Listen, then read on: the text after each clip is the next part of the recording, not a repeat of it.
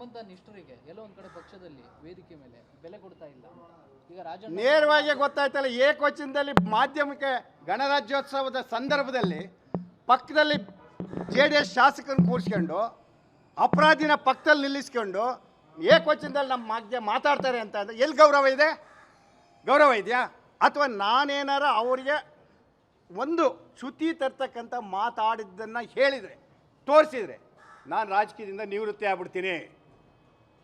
ಒಂದೇ ಒಂದು ಸಣ್ಣ ಮಾತು, ಅದು ಹಿಂದಿನ ದಿನ ಅವ್ರ ಜೊತೆಲೇ ಇದ್ದೀನಿ ಹಾಸನದಲ್ಲಿ, ಅದು ಹಿಂದಿನ ದಿನ ಅವ್ರ ಚೇಂಬರ್ನ ಜೊತೆಲ್ಲ ಬಾಲಕೃಷ್ಣ ಅವ್ರ ಜೊತೆ ಕೂತಿದ್ದೀನಿ, KSRTC ಇವತ್ತು ಅಧ್ಯಕ್ಷ ಆಗಿಲ್ಲ ಅವ್ರ ಜೊತೆ.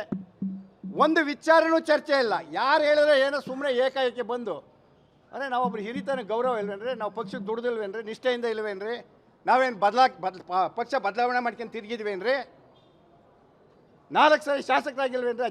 ಜನ ಗುರುತಿಸಿಲ್ವೇನ್ರಿ? ನಾನು ಅಲ್ಲೇ ಇಲ್ಲ ಜನಕ್ಕೆ ಸರ್ವಿಸ್ ಮಾಡಿಲ್ವೇನ್ರಿ? ಸರ್ವಿಸ್ಗಾರ ಗೌರವ ಇಲ್ವೇನ್ರಿ?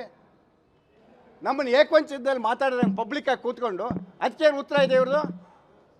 ನಾವು ಅಷ್ಟೊಂದು ಕೈಲೇರಿದಾರ ಆಗ್ಬಿಟ್ಟಿದ್ದೀವ? ಅರೆ ಇವತ್ತು ಇನ್ನೂ ಜೀವಂತವಾಗಿದ್ದು ಹೌದ್ರಿ, ನಾನು ಸೋತಿರ್ಬೋದು. ಅವರು ಸೋತಿದ್ದಲ್ವೇನ್ರಿ? ಯಾರು ಸೋತಿಲ್ಲ ಇವತ್ತು?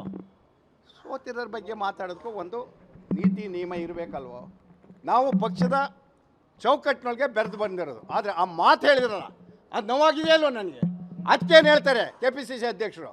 ಹೌದು, ನನಗೆ ವಾರ್ನಿಂಗ್ ಮಾಡಿದ್ದಾರೆ, ನಾನು ತಲೆ ಬಾಗಿಸಿ ಶಿರ್ಸ ವಹಿಸಿ ಅದನ್ನು ಒಪ್ಕೋತೀನಿ. ಅದು ಅವ್ರಿಗೇನು ಮಾಡಿದ್ರಿ?